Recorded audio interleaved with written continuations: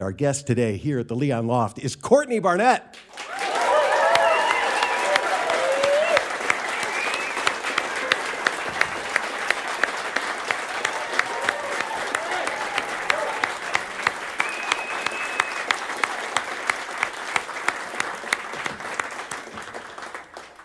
Thank you for coming. Thanks for having me. It's great to have you. What would you like to start with? I thought I would sing a song called Need a Little Time Out. Yeah. Excellent. Thank you. Pardon the morning voice. I picked the one with the highest notes, so just to make it extra hard. I don't know a lot about you, but you seem to know a lot about me, so I'll take a little time out. I'll take a little time out. I'm sorry that I lost my patience. You deserve better, it's true. I need a little time out. I need a little time out from me.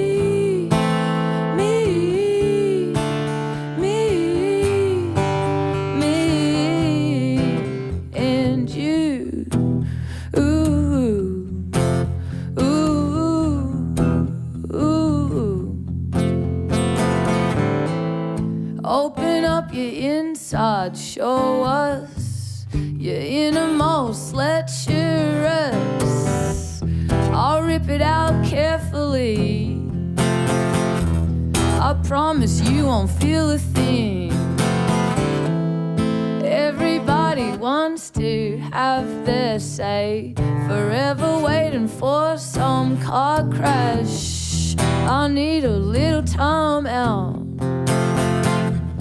I need a little time out from me, me, me, me, and you. Ooh, ooh, ooh.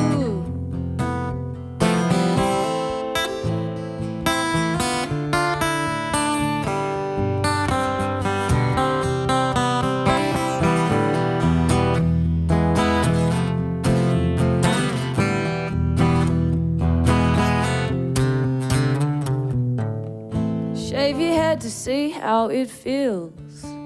Emotionally, it's not that different, but to the hand, it's beautiful. Yeah, to the hand, it's beautiful. You seem to have the weight of the world upon your bony shoulders. Well, hold on. You need a little time out. You need a little time out from you, you, you, you, and me, me, me, me, me,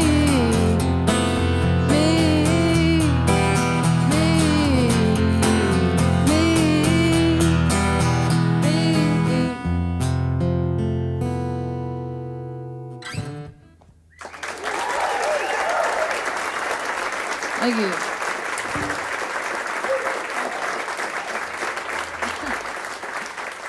Bless you, whoever. Thank you. You know, sneezed. I associate the sound of your songs with an electric guitar all the time, almost all the time. That's just how I think of it. This is a whole different thing. Like it takes on a whole different character.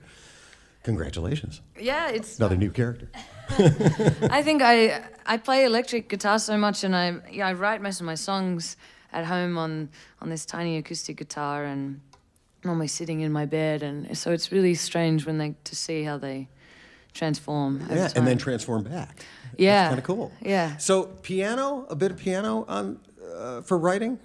Yeah, for this new album, I wrote a lot on the piano, which is I don't play piano, so I thought it was a useful kind of exercise. I found things that are mistakes, I guess, Sure. which turned into great things. Yeah.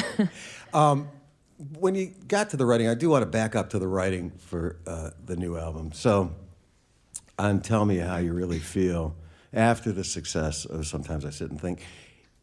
You knew that, obviously, it had been a very successful record. I mean, more people would be paying attention to the second album, and I'm wondering if that affected your writing substantially when you went into it. I think some days yes, some days no. Every time I do an interview, someone would ask me and make me think about it more than maybe I was.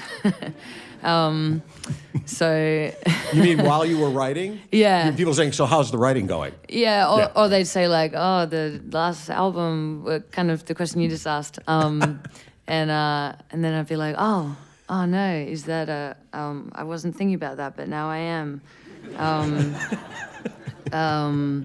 So yeah, and sometimes I think the best way is to just not think about it.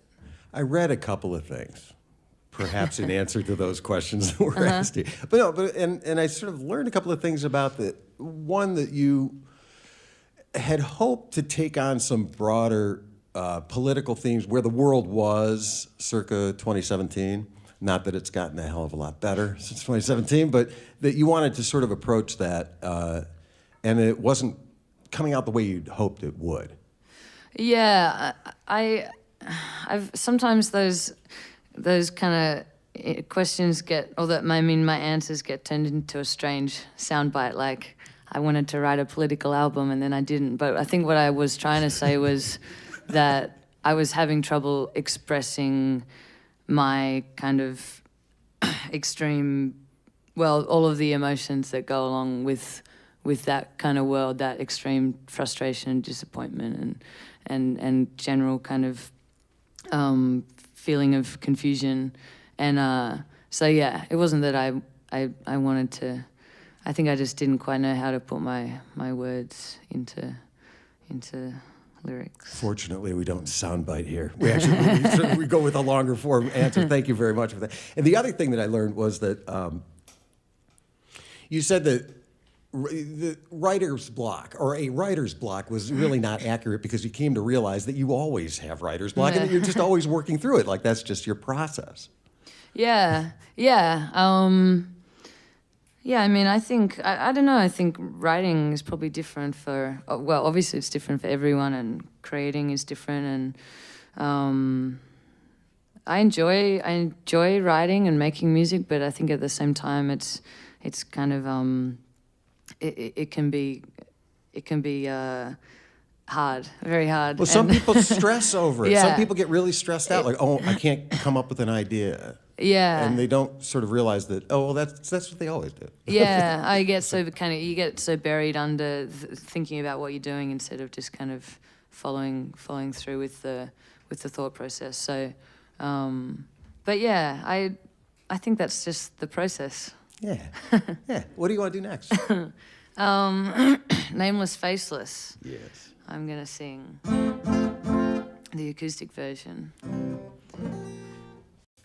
Don't you have anything better to do? I wish that someone could hug you. Must be lonely, being angry, feeling overlooked.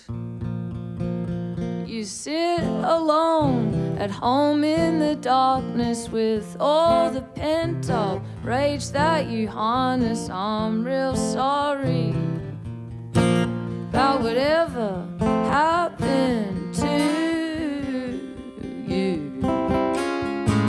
I wanna walk through the park in the dark. Men are scared that women will laugh at them. I wanna walk through the park in the dark. Women are scared that men will kill them. I hold my keys between my fingers. He said I could eat a bowl of alphabet soup and spit out better words than you, but you didn't. Man, you're kidding yourself if you think the world revolves around you. You know you got lots to give and so many options. I'm not sorry about whatever happened to you. I wanna walk through the park in the dark. Men are scared that women will laugh at them. I wanna walk through the park in the dark. Women are scared that men will kill them. I hold my keys between my fingers. Go on, tell me you're just kidding. He said, she said, nameless, faceless.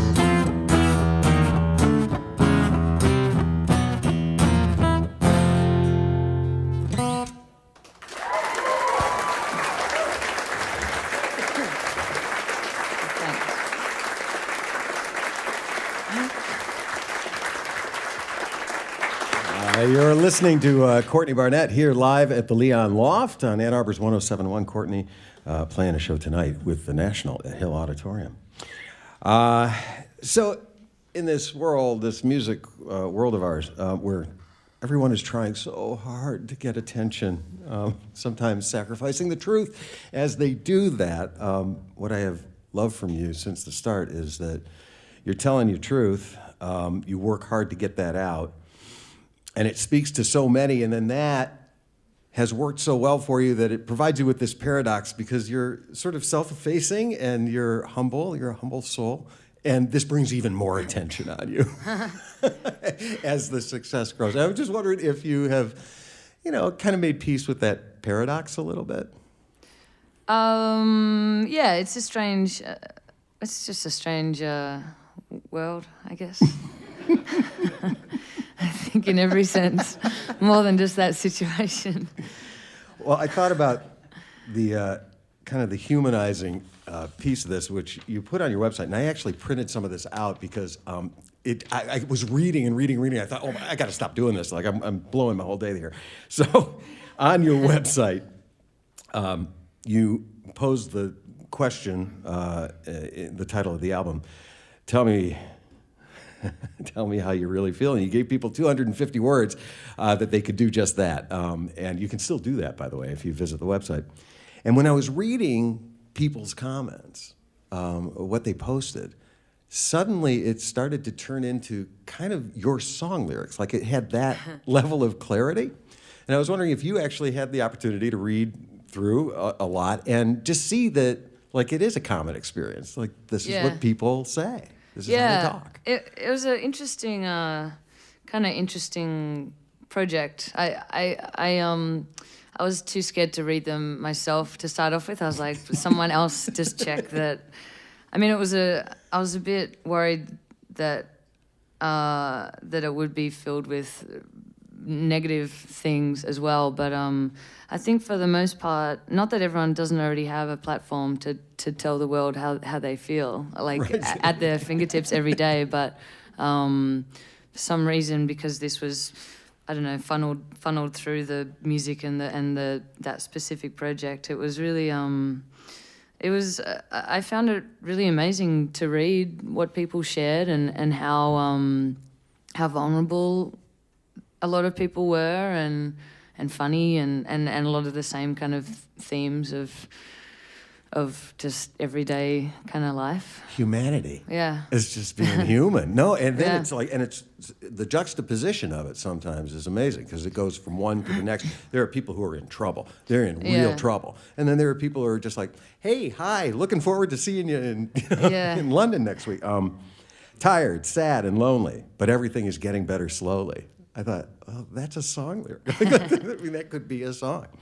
Do you ever have the opportunity? And I know you're humble. That's who you are. But do you ever have time to just do the human thing and sit back and just kind of delight in what it is you've created for yourself and smile on it?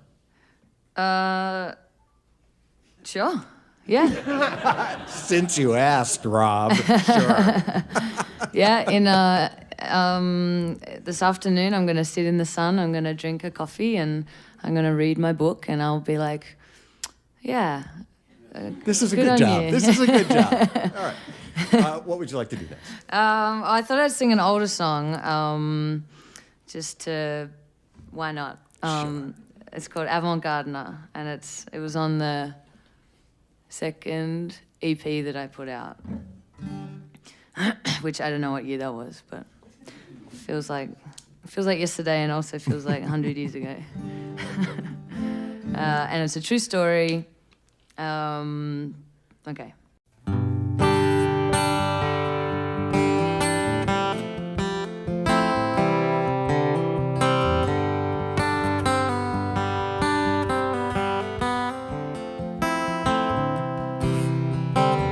I was sleeping late, another day. Oh, what a wonder, oh, what a waste. It's a Monday, it's so mundane. What exciting things will happen today? The yard is full of hard rubbish, it's a mess, and I guess the neighbors must think we run a meth lab. We should amend that. I pull the sheets back, it's 40 degrees and I feel like I'm dying. Life's getting hard in here, so I do some gardening. Anything to take my mind away from where it's supposed to be. The nice lady next door talks of green beds and all the nice things she wants to plant in them. I want to grow tomatoes on the front steps, sunflowers, bean sprouts, sweet corn and radishes. I feel proactive, I'll pull out weeds. All of a sudden I'm having trouble breathing in. I'm having trouble breathing in. I'm having trouble breathing in. I'm having trouble breathing in.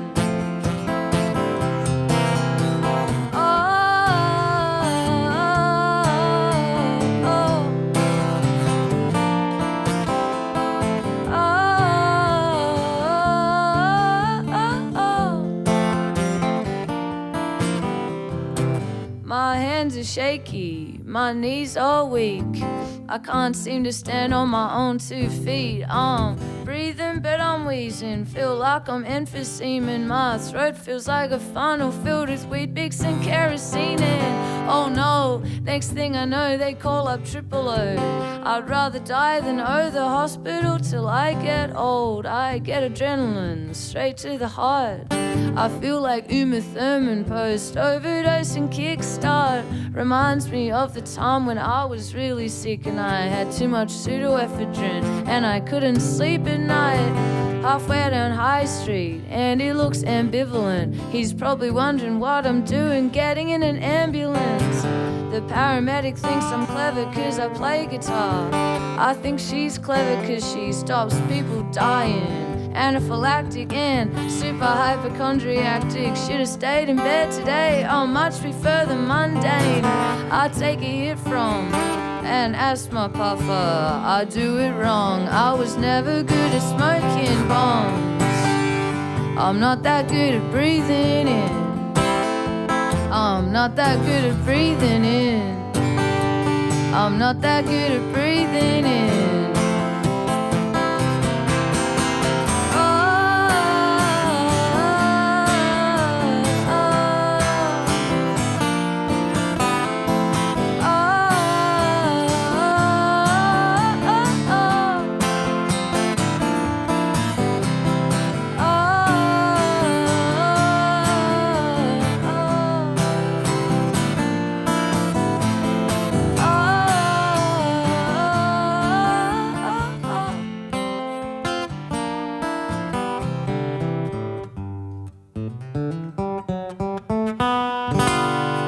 Thank you.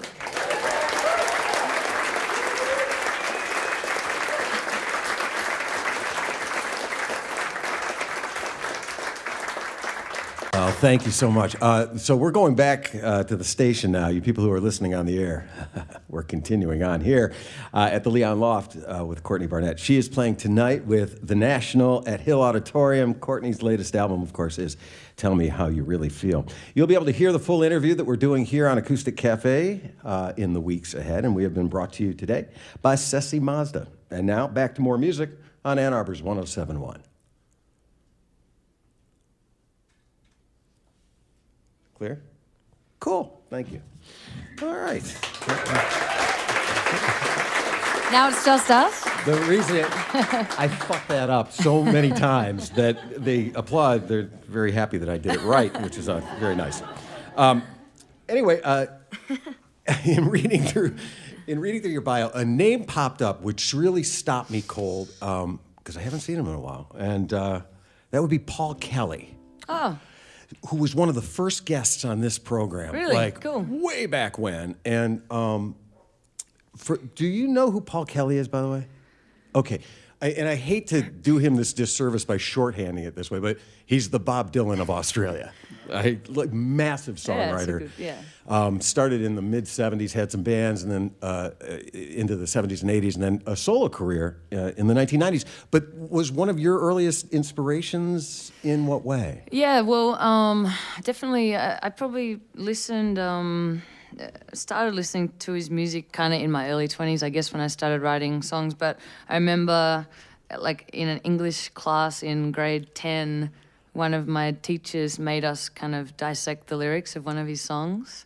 And it was just I never really, we'd done poetry and we'd studied literature and all that stuff. But I think, like, really putting a microscope over these lyrics. And so that was probably when I first heard of him. That's interesting, though, as an exercise, just because he really is a storyteller. Like, in his solo songs. Yeah. The band thing was the band thing, younger men up there with guitars playing their band thing. But as a solo songwriter, like, he could tell a story. Yeah. Deeply tell a story with great detail. Like, it's a great way to learn. Yeah. To follow a guy like that. Yeah, I think, and yeah, I'm surprised, and a lot of the time I mention his name and people over here don't know who he is, which is a real pity. But yeah, he's a huge inspiration still. So he was one of the first people to explain to me, because I didn't understand 25 years ago, how hard it is to maintain a home in Australia, make that your home base, and tour the world. Like, it's super hard. It's hard to get back there. It's expensive. And so you stay out longer, which is expensive. And it's a dilemma. And it also takes a toll on what you consider to be your home when you are not out on tour. Your partner, Jen Clower, she is also a singer, songwriter, performer. So I would think that is helpful? Yeah. Well, we're actually not together anymore, but that's okay. I have a daughter. Welcome to Ann Arbor. There are things here you didn't expect.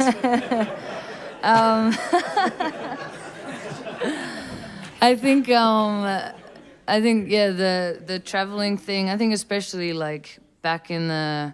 I think the other thing is that to maintain a career in Australia as a musician, it's a big country and there's lots that you can travel, but as like you kind of need support of the big radio station, and it's quite hard. You can kind of only do a handful of big shows, and then you're done, and then that's that album done. Whereas here you can kind of do a new town every day, and onwards and onwards, and same with Europe. And so yeah, I think now maybe it's a bit easier with I don't know, the internet probably helps things, and a bit more radio and all those things. Are you keeping a place here at all? Like, do you have a sort of an American home? No, city? I would like a home. I don't have a home. I don't have. Ann Arbor is a lovely place. All right. How much are the houses? Ann Arbor is a lovely place. Expensive? You want to do another new song? Yeah, sure. Because we clearly are a welcoming community. Okay, I'm gonna sing a song. It's on the new album, and it's called Sunday Roast. And I wrote the guitar part for this song as part of a music, exam thing in grade 7. So like I was 12 or 13, whatever that is. It's for any aspiring songwriters who think it. So it's taken like 20 years to write this song, basically. Okay. Don't come with your arms swinging, throw them around me. Some kind of sweet relief, I hope you never leave. It's all the same to me. Just bring yourself. You know your presence is present enough. I got a front row seat. It's all the same to me. I spent a lot of my time doing a whole lot of nothing. I know you're doing your best. I think you're doing just fine.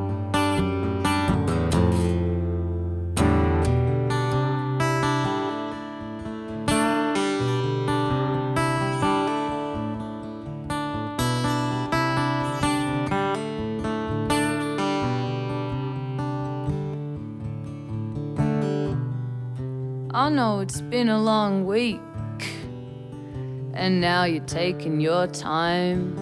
Some kindness goes around, some kind of backfires.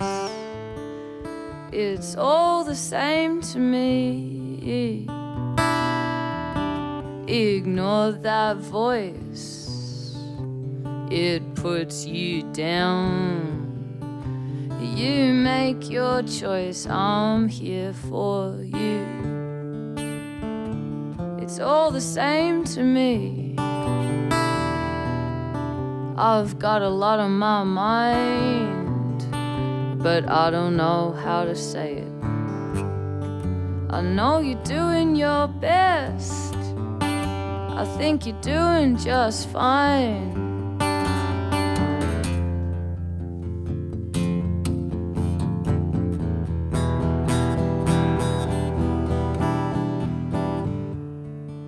Keep on keeping on, you know you're not alone. And I know all your stories, but I'll listen to them again. And if you move away, you know I'll miss your face. It's all the same to me, you know it's all the same to me. Keep on keeping on, you know you're not alone. And I know all your stories, but I'll listen to them again. And if you move away, you know I'll miss your face. It's all the same to me, you know it's all the same to me.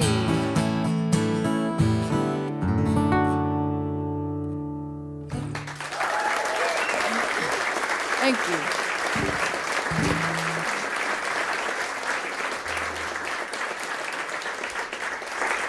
So you said that the music for that goes back to when you were in school, I mean, young. The lyrics, what was the inspiration for the lyrics for that? So yeah, I guess it was a bunch of my friends. We used to around the time of writing this, we kind of started having like each person hosting a dinner and having everyone over and cooking and, you know, when you have friends over for dinner. Sure. I made that sound really complicated. But it just became this kind of thing that we did, and we all looked forward to it, and we swapped houses, and we'd listen to records and play board games at the end of the night, and it was very wholesome and lovely. And I think that song kind of came out of it, and it's just the idea of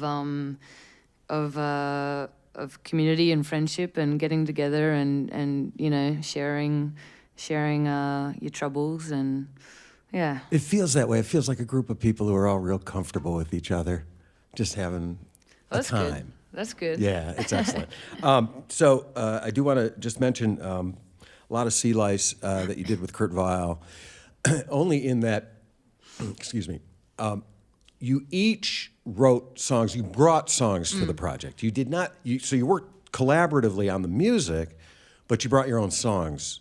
Is that how that project worked? Yeah, pretty much, I think. Yeah, and then we kind of, I guess we worked on songs together, but we kind of, because we were in separate places, I think the idea was to write songs, you know, send little bits back and forth, but it's a lot harder than it.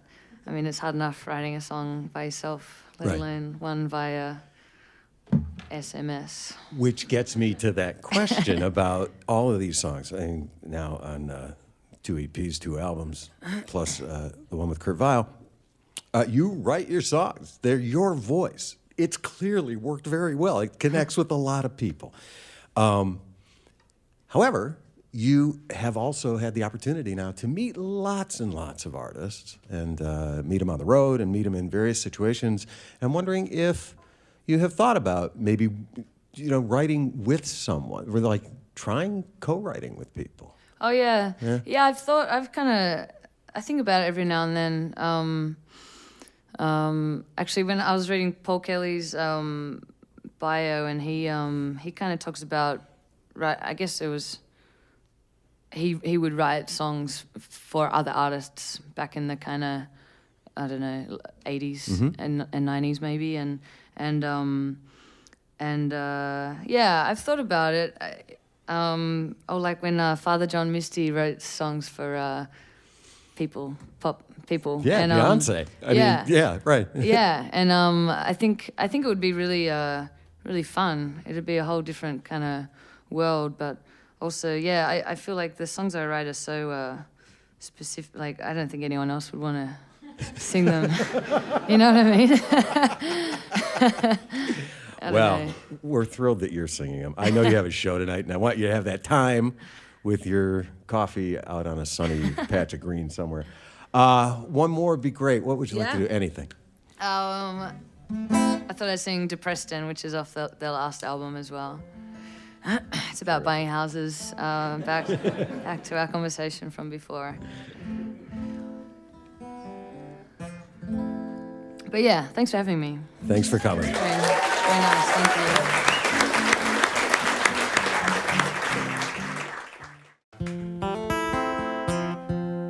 you. You said we should look out further. I guess it wouldn't hurt us. We don't have to be around all these coffee shops. Now we've got that percolator. Never made a latte greater. I'm saving $23 a week.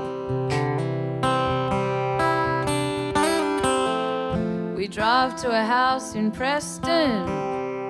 We see police arresting a man with his hand in a bag.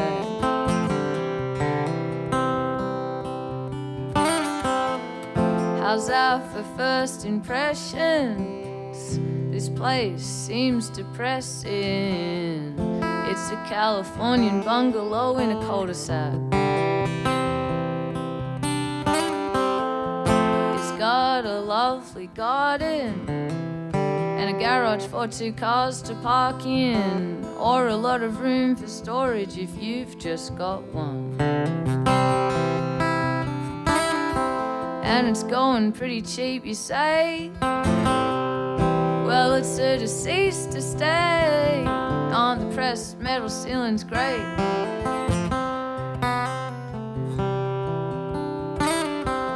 Then I see the handrail in the shower, a collection of those canisters for coffee, tea, and flour, and a photo of a young man in a van in Vietnam.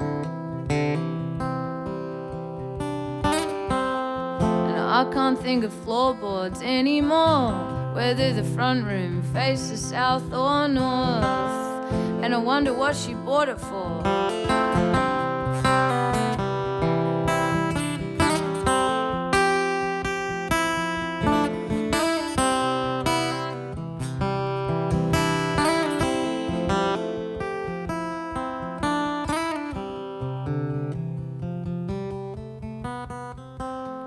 If you've got a spare $500,000, you could knock it down and start rebuilding. If you've got a spare $500,000, you could knock it down and start rebuilding. If you've got a spare $500,000, you could knock it down and start rebuilding.